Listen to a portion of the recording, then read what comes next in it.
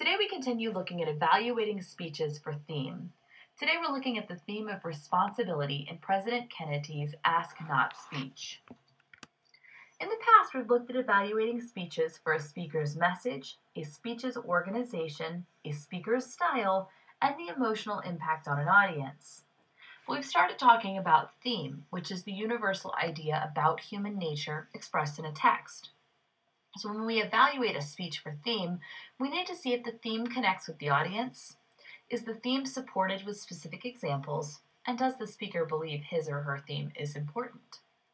In the theme of responsibility, it breaks down into three elements: answering for one's own actions, answering for one's obligations, and knowing right from wrong, and acting accordingly. In the speech Ask Not, President Kennedy addresses the actions of America. He offers two specific examples. There are more, but these are the two we're going to look at. Offering assistance to poverty-stricken nations to the South. Remember, this is a time of great economic strife for South America.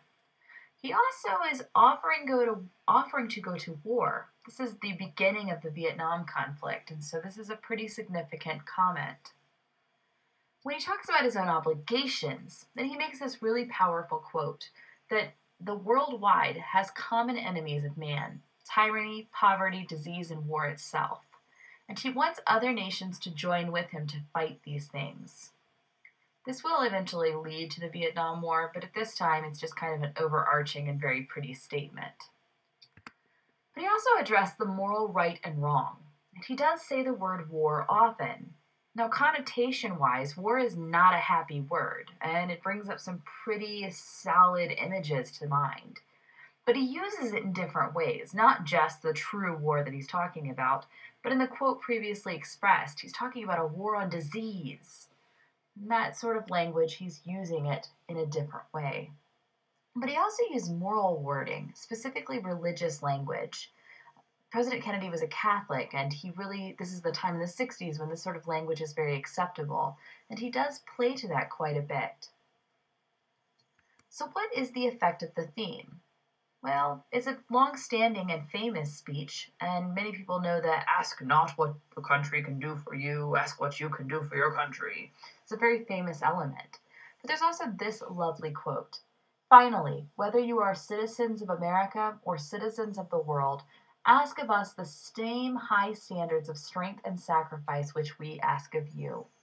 So he's playing to that golden rule, thereby making the theme overall very effective. So, did the theme connect with the audience? Yes, we as Americans refer to this speech frequently, and it was well received within the world. Was the theme supported with specific examples? Well, he kind of drops the ball here. He uses lots of hypotheticals and broad strokes of examples, but he does sort of support it. And does the speaker believe the theme is important? Yes, that's his entire point. And while he can't give us exact specifics about this war he's talking about, he does really believe it. In review, the effectiveness of a speech can be evaluated on the speaker's message, a speech's organization, a speaker's style, the emotional impact, and most recently, the theme.